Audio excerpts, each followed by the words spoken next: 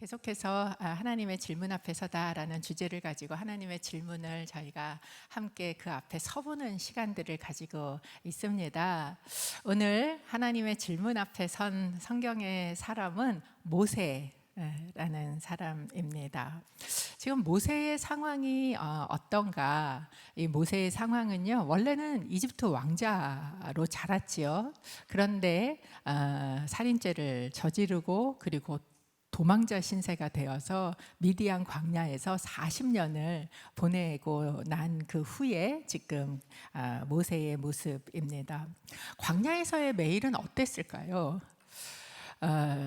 매일이 그냥 똑같았을 것 같아요.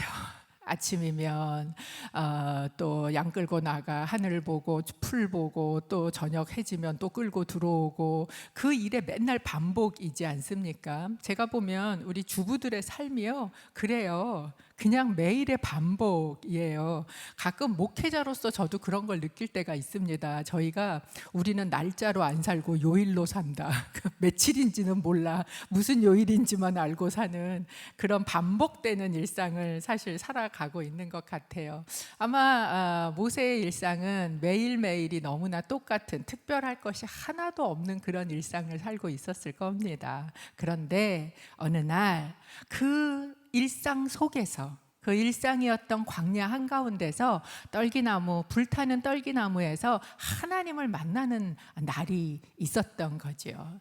저는 여러분의 일상 가운데 예배하는 그 시간이 바로 모세가 떨기나무에서 하나님을 만난 그 날이 되시기를 주님의 이름으로 축복합니다.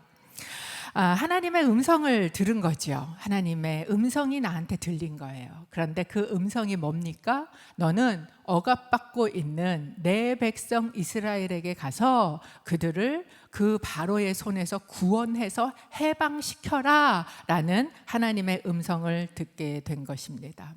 모세의 마음은 이 음성을 들었을 때 어땠을까요? 와, 하나님의 음성을 들었어! 막 이런 마음이 그 안에 들었을까요?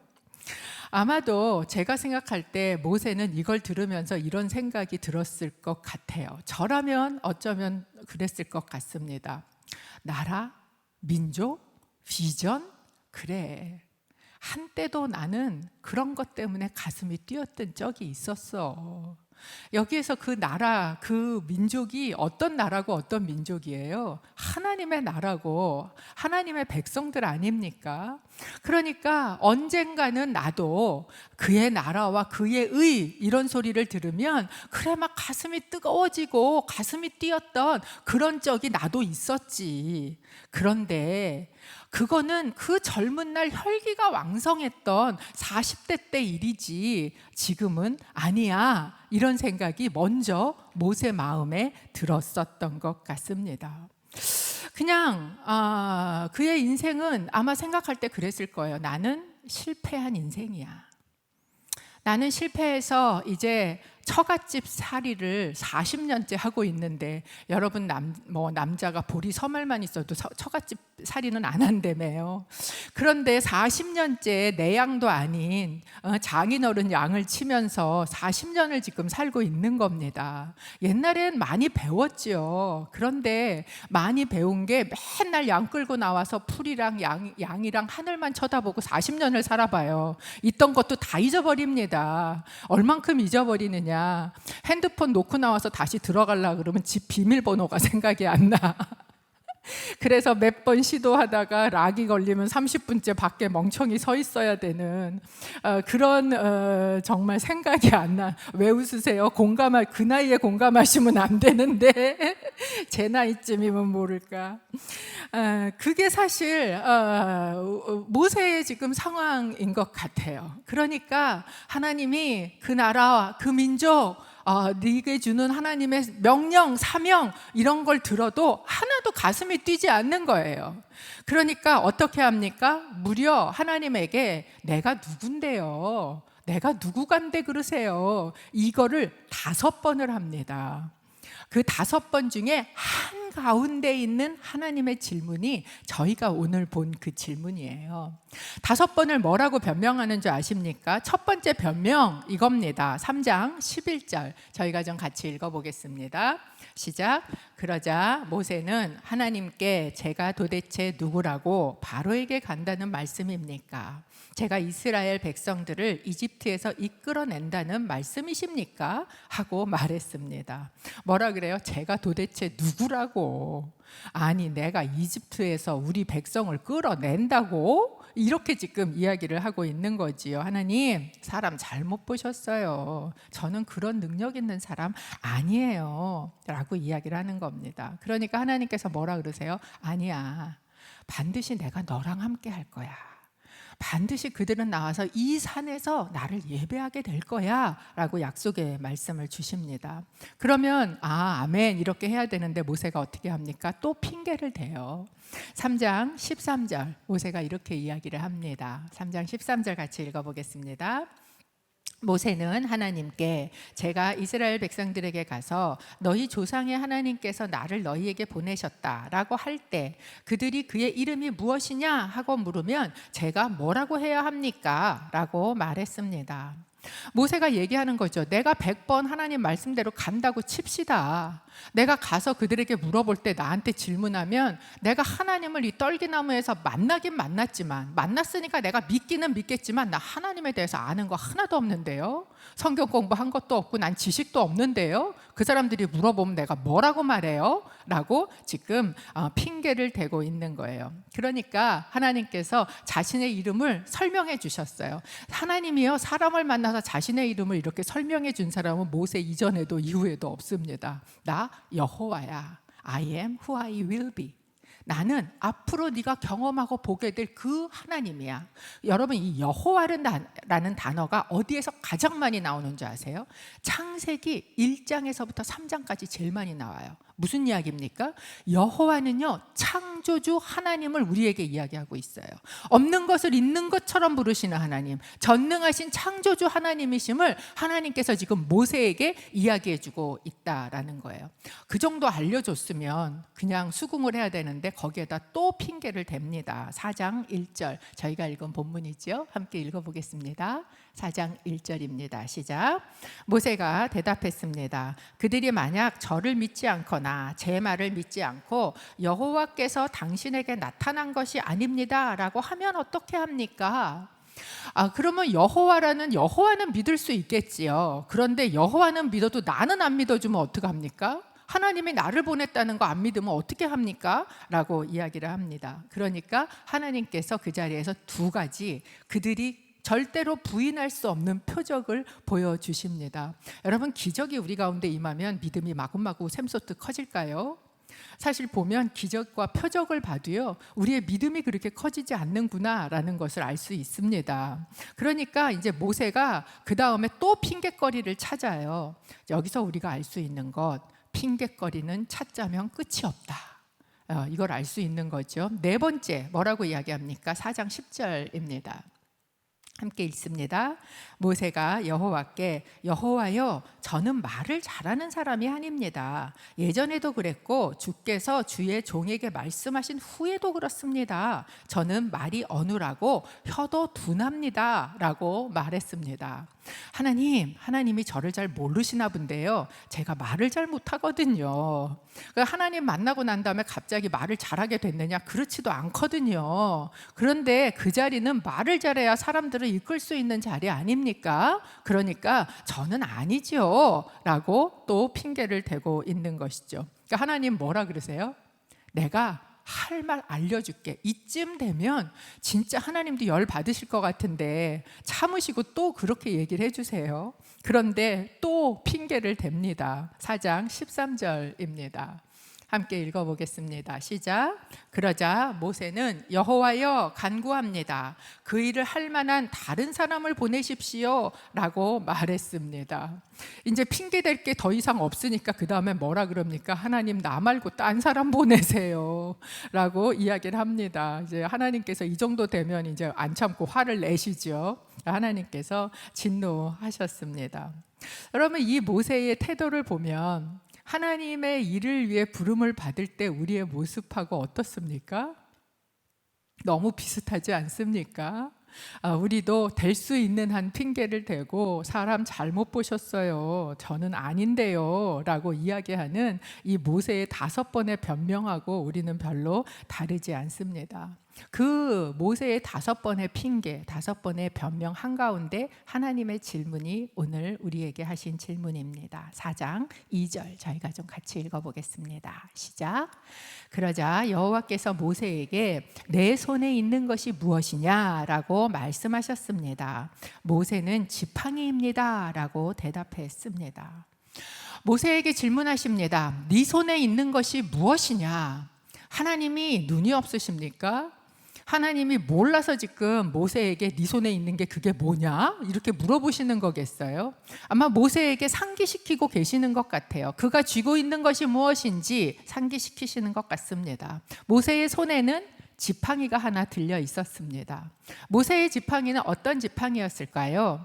저희는 모세의 지팡이 이러면 딱 떠오르는 그림이 10개 영화예요. 물론 뭐 세대에 따라서 10개 영화가 뭐지? 이러는 분도 계실 수 있습니다. 근데 10개라는 영화에 보면 찰턴 헤스톤이 이렇게 커다란 지팡이를 들고 제가 사진 하나 준비했는데요. 혹시 MZ세대를 위해서 보이십니까? 네, 저렇게 막 큰 지팡이를 탁 들고 저걸로 했던 그런 모습이 바로 우리가 생각하는 모세의 손에 들려 있었던 지팡이예요. 그런데 터키 이스탄불의 토프카피라는 박물관에 가보면 거기 모세의 지팡이가 전시되어 있답니다. 물론 그게 진짜일지 아닐지는 알 수 없지만 상당한 고증을 거쳐서 아마 이런 것이지 않을까라는 그림으로 나와 있는 모세의 지팡이예요. 한번 보여주실래요? 완전 다르지요. 저게 모세가 들었던 지팡이라고 그 국립박물관에 전시가 되어 있어요. 한 1m 조금 넘는 정도의 아주 가느다라고 별 볼 일 없어 보이는 지팡이가 바로 그런 막대기가 모세의 지팡이였을 것이다 라고 이야기를 합니다. 무슨 이야기예요? 모세에게 하나님이 질문하실 때 네 손에 있는 게 뭐냐? 그리고 모세가 자기 손에 있는 걸 보니까 지팡이 한 개 딸랑 들려 있는 거예요. 그런데 그 지팡이는 아주 말라버린 그리고 너무나 보잘것없는 그런 그 지팡이에 불과하다라는 것을 보게 되는 것이죠. 어쩌면 모세가 손에 쥐고 있었던 이 지팡이는 모세 자신을 보여주고 있는 것 같을 수도 있습니다. 예전에는 화려한 인생을 살았을 수도 있습니다. 꽃도 많고 열매도 많이 열렸을지도 모르겠어요. 그러나 이제는 인생의 쓰디쓴 실패를 경험한 그런 사람이 나이 80이 된 노인이 돼버린 그런 모습인 거죠. 이제 기력도 없고 의욕도 없고 욕망도 없고 뭐 그런 거예요. 그리고 가느다랗게 이제 말라버린 그런 지팡이 같은 것. 그 지팡이가 할 수 있는 것은 유일하게 뭡니까? 80 넘은 늙은 모세의 몸을 지탱해주는 그 정도의 밖에 할 수 있는 게 없는, 그냥 양들 몇 마리 치는데 양 이렇게 툭툭툭 옆에 때리는 것밖에는 할 수 있는 게 별로 없어 보이는 지팡이가 바로 모세의 손에 있었던 지팡이다라는 것이죠. 그런데 그 지팡이를 하나님 지팡인데요? 이렇게 얘기할 때 모세의 마음속에 드는 건 뭐예요? 이 별 볼 일 없는 양치기 지팡이, 막대기, 이거 뭐? 이런 생각이 들었을 거지요. 나는 그런 사람 아니라는데 내 손에 이 지팡이가 뭐 별거라고 라는 생각이 들었을 수 있어요. 근데 하나님께서 얘기하십니다. 그 지팡이를 어떻게 하라 그러시나? 4장 3절입니다. 함께 읽어볼게요. 여호와께서 말씀하셨습니다. 그것을 바닥에 던져보아라. 모세가 지팡이를 바닥에 던지자 지팡이는 뱀이 됐습니다. 모세는 뱀을 피해 도망쳤습니다. 하나님이 말씀하십니다. 그나마 유일하게 네 거라고 갖고 있는 것, 그거 바닥에 던져봐 라고 이야기를 하시는 거예요. 그런데 그것을 던지니까 뱀이 되었다라고 이야기합니다. 왜 뱀이었을까요? 다른 게 될 수도 있지 않습니까? 하나님의 기적을 보이려면 이 지팡이가 코끼리가 됐으면 얼마나 더 기적 같아 보였겠어요? 그런데 왜 뱀이었을까 하는 것이죠. 여러분, 이 광야에서 이런 뱀, 특히 독사, 방울뱀 종류, 코브라 종류는 흔하게 나타나기도 하고, 그리고 굉장히 위험한 존재입니다. 그러니까 모세는 뱀이 이렇게 탁 던졌는데 이게 뱀의 모습을 띠니까 너무 무서워서 어떻게 했다고 얘기해요? 피해서 도망쳤습니다 라고 이야기를 합니다. 그런데 여러분, 이 앞에 보면 똑같은 단어로 모세가 피해서 도망쳤던 존재가 있어요. 출애굽기 2장 15절에 보면 이런 이야기를 하고 있습니다. 함께 읽어보겠습니다. 시작. 바로는 이 사실을 듣고 모세를 죽이려고 했습니다. 그러나 모세는 바로의 얼굴을 피해 도망쳐 미디안으로 가서 살았습니다. 하루는 모세가 미디안의 한 우물가에 앉아 있을 때였습니다. 자기가 살인죄를 저지르고 죄인이 되고 도망자가 되던 그때 자기가 너무 무섭고 두려워서 그 피해서 도망쳤던 그 존재는 바로 바로라는 존재였습니다. 그러니까 지금 모세 앞에 지팡이를 던졌을 때 나타난 뱀은 뭐를 나타내는가? 바로 모세가 두려워서 피하고 도망쳤던 바로를 나타낸다라는 것이죠. 실제로 당시에 이집트의 그 파라오들은 그 머리에요, 뭐를 썼냐 하면 이렇게 머리를 다 삼각형 같이 쓰잖아요. 근데 거기에 항상 가운데에 뱀의 모습이 있습니다. 여러분이 잘 아는 투탕카멘이라는 파라오가 머리에 썼던 거, 네, 저 한가운데 보이십니까? 이 코브라의 모양으로 뱀이 한가운데 이렇게 탁 들어가 있는 모습입니다. 왜냐하면 이집트에는 굉장히 많은 다신을 섬겼지만 그 중에 특별히 파라오들이 숭배했던 신이 뱀의 모양을 한 와제트라는 여신이었어요. 그래서 그 여신의 모양이 뱀을 파라오를 보호해 준다고 생각해서 이 머리에다가 달고 다녔다라는 것을 알 수 있습니다. 그런데 이 뱀이 지금 탁 나타난 거죠. 그러니까 여전히 모세는 이전에 파라오를 피해서 바로를 피해서 도망했던 것처럼 또 뱀을 보고 피해서 도망을 칩니다. 그런데 하나님께서 뭐라고 얘기하십니까? 4장 4절에 이렇게 하라고 얘기하시는 거예요. 4장 4절 같이 읽어봅니다. 여호와께서 모세에게 손을 뻗어 뱀의 꼬리를 잡아라 라고 말씀하셨습니다. 그래서 모세가 손을 뻗어 그 꼬리를 잡자 뱀은 모세의 손에서 다시 지팡이로 변했습니다. 하나님께서 모세에게 그 지팡이를 던졌을 때 뱀으로 변한 걸 보고 뭐라고 얘기하시냐 하면 너 더 이상 도망치지 마, 피하지 마, 핑계대지 마, 그리고 그 뱀에게 손을 뻗어서 잡아 라고 이야기를 하시는 거예요. 그런데 어디를 잡으래요?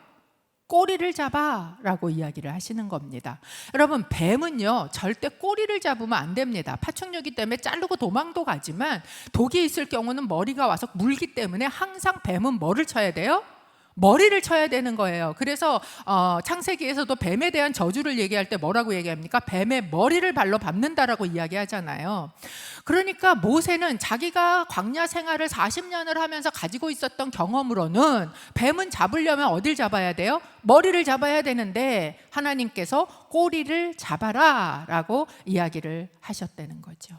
근데 제가 그 다음에 깜짝 놀란 건 뭐냐 하면 모세가 순종을 해요.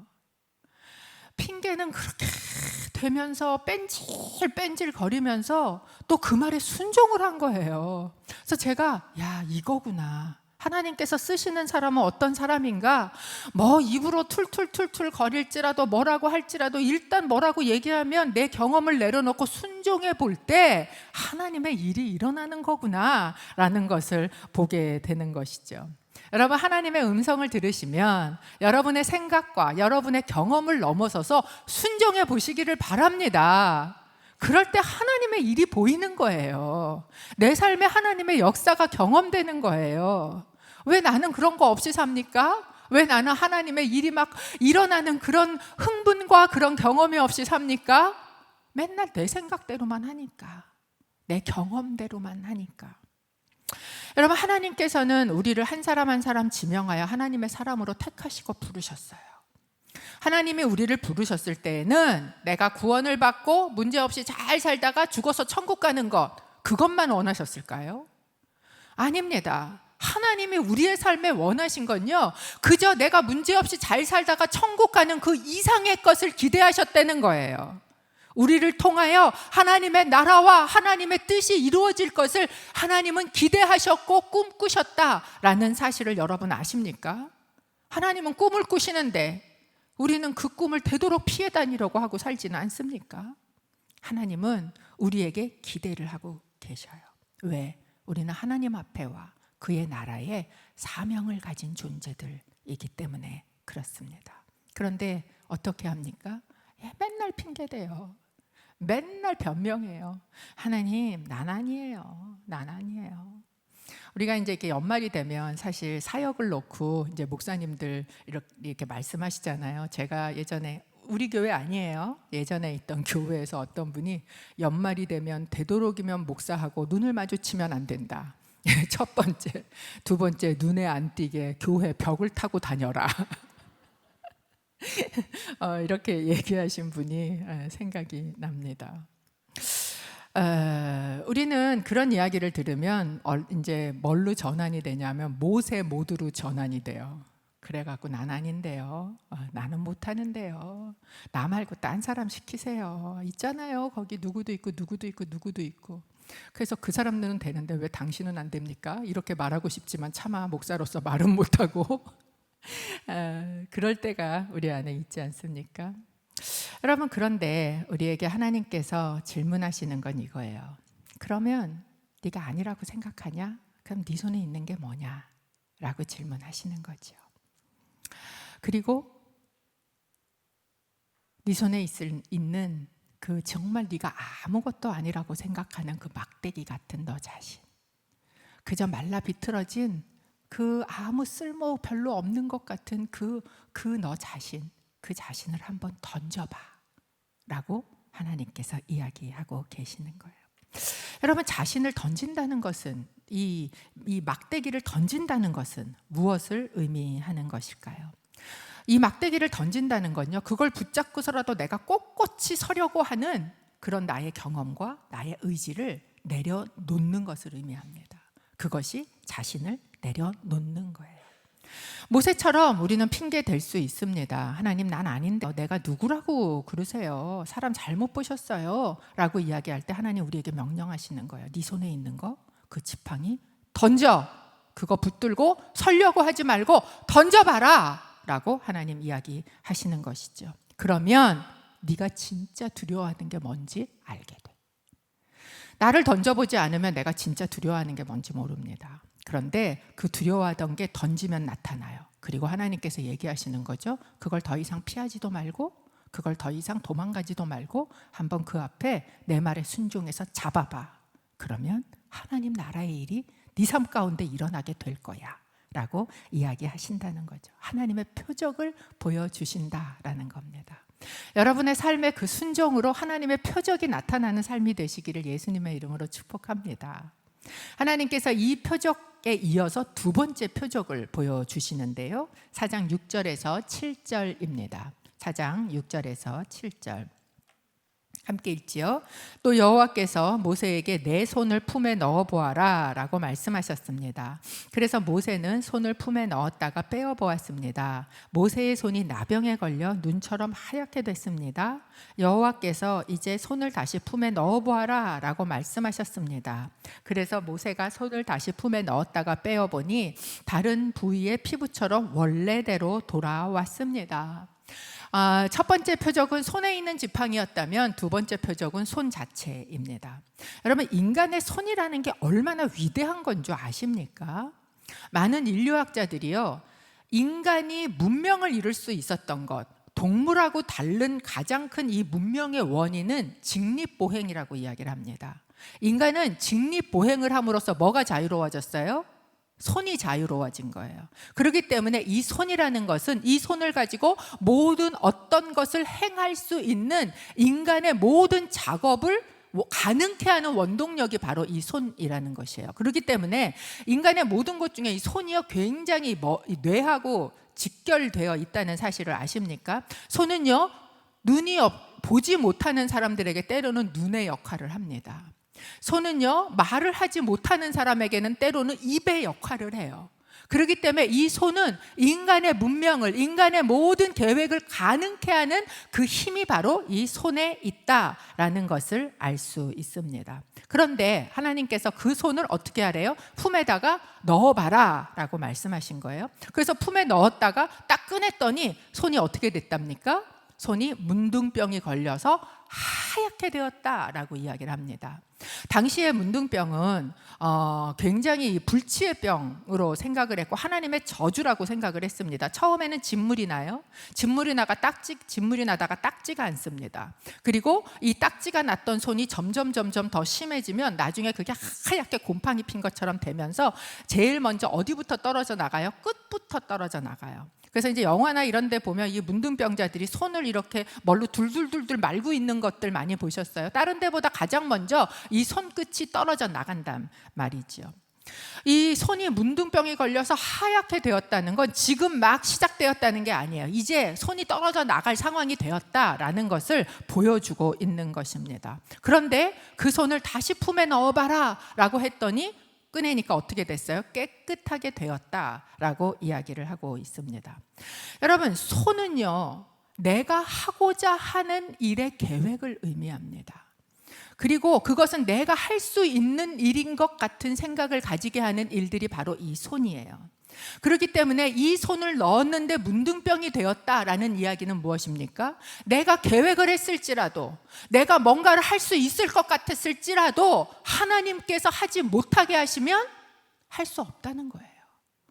여러분, 우리가 아무리 계획을 세웠어도, 부자가 아무리 많이 쌓아놨을지라도 내가 이제 저것을 쌓아놨으니 저것을 가지고 먹고 즐기며 놀리라 라고 아무리 자기가 머릿속으로 계획을 세웠을지라도 하나님께서 하게 하셔야 할 수 있는 거예요.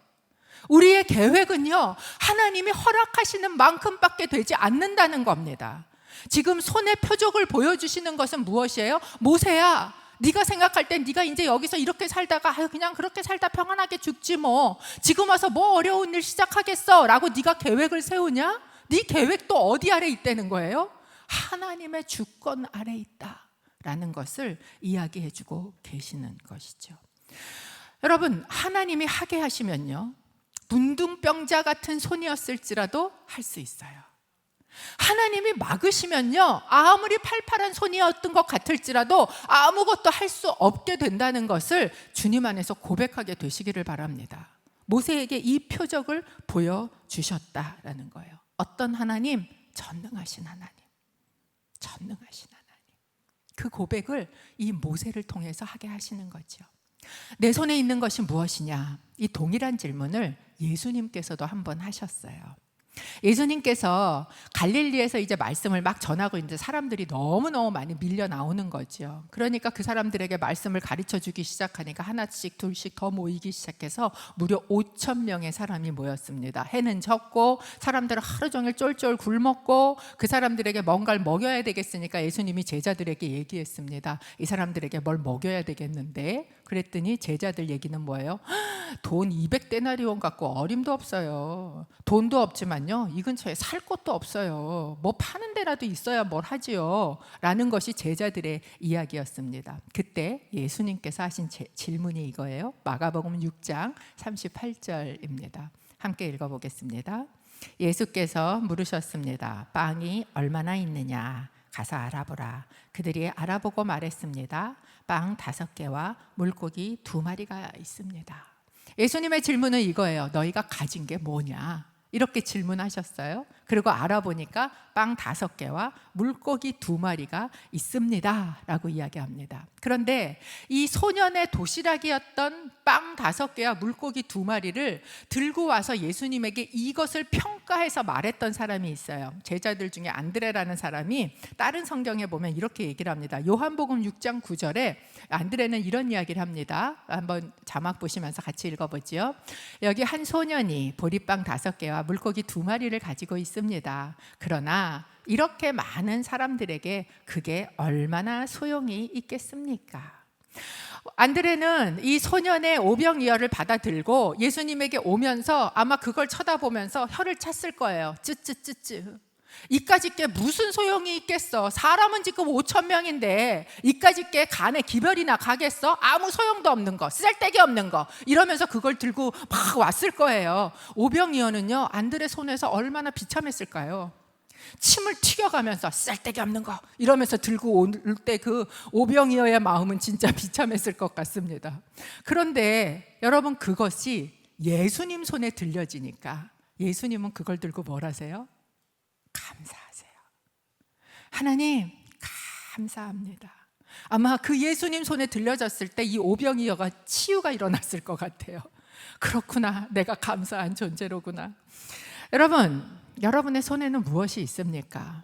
여러분이 가지고 있는 것, 그것에 대해서 여러분은 스스로 뭐라고 이야기하십니까? 그게 여러분 자신일 수도 있죠. 나 아무것도 아닌데요. 나 쓰잘데기 없는데요. 할 수 있는 거 없는데요. 난 능력도 없는데요. 지식도 없는데요. 아우, 나보고 큐티 방장하라고요? 목사님, 사람 잘못 보셨어요. 딴 사람 있잖아요. 딴 사람 시키세요. 이렇게 얘기하고 있지는 않으십니까?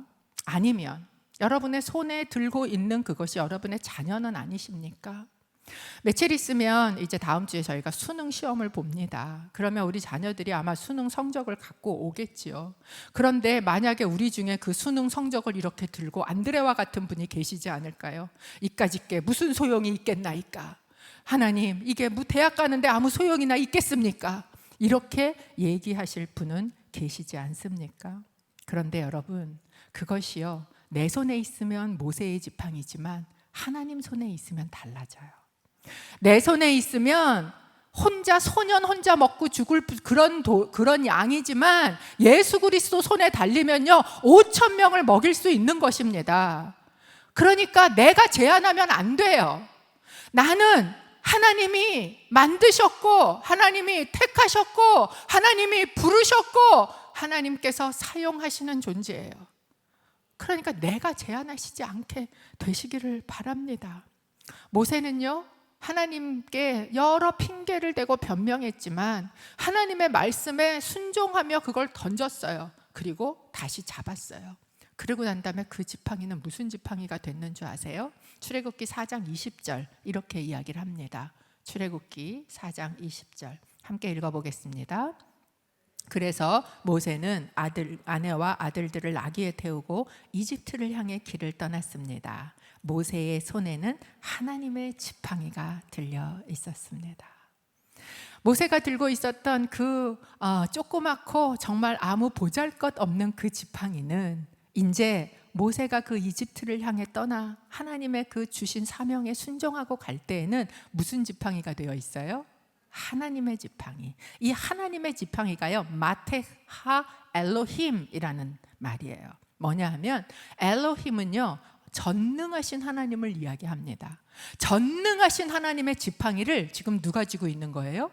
모세가 쥐고 있는 겁니다. 그리고 모세는 그 이후로 하나님께서 약속하신 대로 하나님께서 얼마나 함께 하시는지, 하나님께서 어떻게 표적을 보여주시는지, 하나님께서 어떻게 내 옆에 사람을 붙여서 내가 말도 잘 못하는데 말하는 사람 아론을 붙여서 말씀을 하시는지, 그리고 약속하신 그대로 기필코 당신의 백성을 끌고 나와서 그 산에서 하나님을 예배하도록 성망을 짓고 말씀을 주시고 하나님의 백성을 만드시는지를 뭐 하게 됩니까? 보게 되고 경험하게 된다라는 것입니다.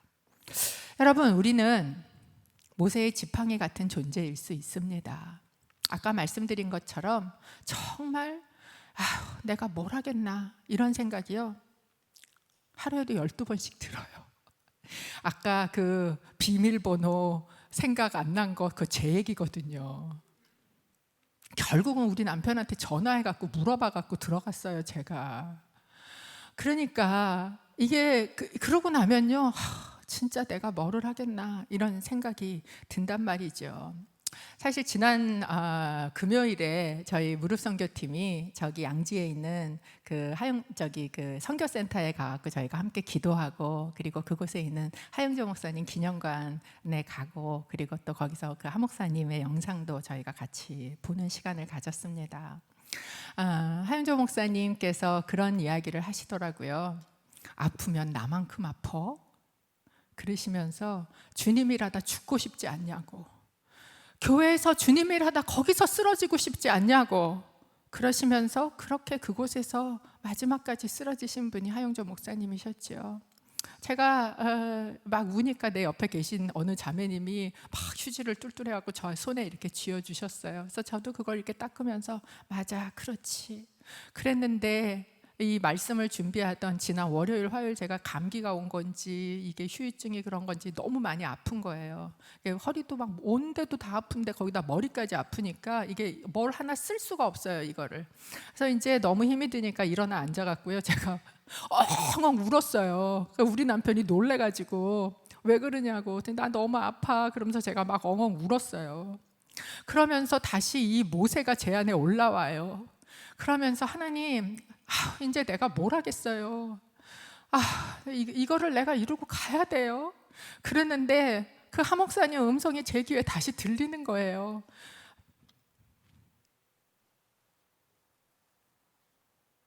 아프면 나만큼 아프니? 주님이 일하다가 그곳에서 쓰러지면 좋지 않겠니? 그것만큼 행복한 게 어디 있겠니? 라고 이야기하시는 것 같았어요. 어쩌면 우리는 주님의 일을 하면서요, 매일마다 이 질문 앞에 섭니다. 저도요, 매일 이 질문 앞에 서요. 순간마다 이 질문 앞에 섭니다. 네 손에 있는 게 뭐냐? 오병이어 같아요. 내 손에 있는 건 말라빠진 지팡이 같아요. 아무짝에도 쓸모없는 것 같아요. 그런데 주님께서 명령하시는 거예요. 던져봐. 던져봐. 보게 될 거야. 하나님의 일의 표적을 보게 될 거야. 사람들이 믿게 될 거야. 그걸 통해서 내가 하나님이심을 알게 될 거야. 여러분, 우리의 삶을 통해서 내가 구원받고 천국 가는 그 이상으로 하나님이 하나님 되심을 보일 수 있다면 한번 던질 수 있는 거 아닙니까? 다시 잡을 수 있는 거 아니에요? 왜냐하면 하나님이 주시는 만큼밖에 못해요. 아파도 힘들어도 다시 일어서서 할 수 있는 건요, 하나님이 이 시간을 주셨기 때문에 가능한 거예요. 이것도 한정이 있다는 거죠. 못하게 하실 때가 분명히 옵니다. 여러분, 우리의 생각과 잣대로 제한하지 마십시다.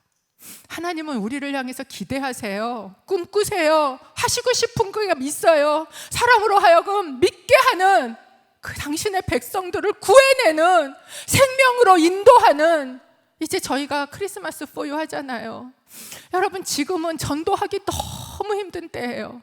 근데 반대로요, 그들의 심령 안으로 들어가 보세요. 한 사람 한 사람이 얼마나 예수 그리스도가 필요한 사람이 많은 줄 아십니까? 죽어간 저 많은 사람들 가운데 그들의 시간이 조금만 더 있었다면, 조금만 더 있었다면.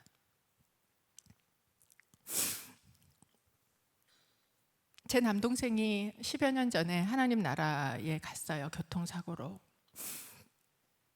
그때 저는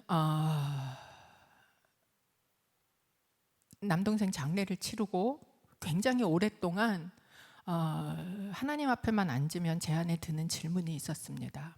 왜예요? 왜 하필 지금요, 하나님? 왜냐하면 우리가 기도하던 게 있었어요. 그 가정을 위해서. 그리고 다 됐다고 생각했어요. 이제 조금만 더 하면 될 것 같아. 그런데 갑자기 하나님이 데려가 버리셨어요. 근데 이해가 안 되는 거예요. 하나님 도대체 왜? 하나님 왜 지금? 그게 아무리 하나님 앞에서 그 왜라는 질문을 해도 한 번도 대답을 안 하세요. 꽤 오랜 시간을 그 앞에서 씨름을 했습니다. 그런데 어느 날 하나님께서요, 딱 한마디 하시더라고요. 미정아, 시간이 없어. 사실 제 남동생 사건하고 아무 상관도 없는 말 같았어요. 시간이 없어.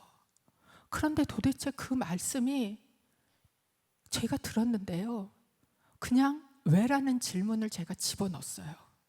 그리고 그 말씀에 동의를 하게 됐습니다. 그래, 시간이 없지. 하나님은 시간이 없으시지. 그냥 시간이 있다고 생각하고 지나가면 안 되는 거지. 나에게 주어진 이 시간 동안 내가 전할 수 있는 복음 전하고 할 수 있는 하나님의 일을 해야지. 그리고 그 다음에 다시는 제가 하나님 앞에 왜라는 질문은 드리지 않았습니다. 하나님은 왜를 어떻게로 바꿔주신 그 말씀이었습니다. 여러분, 여러분이 들고 계신 건 무엇입니까?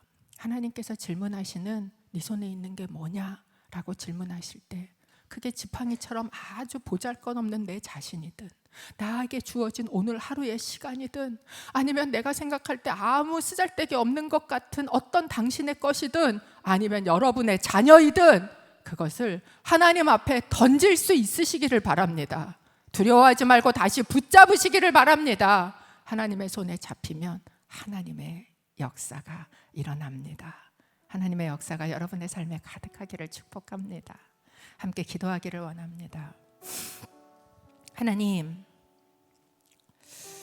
내 손에 있는 게 무엇입니까? 그게 나일 수도 있고 우리의 자녀일 수도 있습니다. 말라 비틀어진 지팡이처럼 너무나 부족한 우리의 건강일 수도 있고 나의 너무나 한심한 나의 능력일 수도 있습니다. 그러나 하나님, 그걸 내 앞에 던져봐 라고 말씀하실 때 주님, 나의 생각과 나의 경험과 나의 의지와 나의 계획을 주님 앞에 내려놓고 그것을 주님 앞에 던지고 그리고 전능하신 하나님, 하나님의 지팡이 그것을 붙들고 내가 오늘도 가기를 원합니다. 하나님, 오늘 예배 가운데 하나님 앞에 나온 딸들에게 네 손에 있는 게 뭐니? 네 손에 있는 게 뭐니? 질문하실 때 하나님 앞에 던지겠습니다. 하나님, 일하여 주옵소서. 내 삶이 하나님의 역사가 되게 하여 주옵소서. 하나님의 표적이 일어나게 하여 주옵소서. 하나님의 나라와 하나님의 의가 이루어지게 하여 주옵소서. 그 생명이 전달되어지게 하여 주옵소서. 하나님은 시간이 없으신데, 하나님은 너무나 급하신데, 하나님, 나는 시간이 많지 않습니까? 하나님 앞에 놓으며 주님의 지팡이를 붙들고 가겠습니다. 이렇게 고백하는 우리가 되게 하여 주옵소서.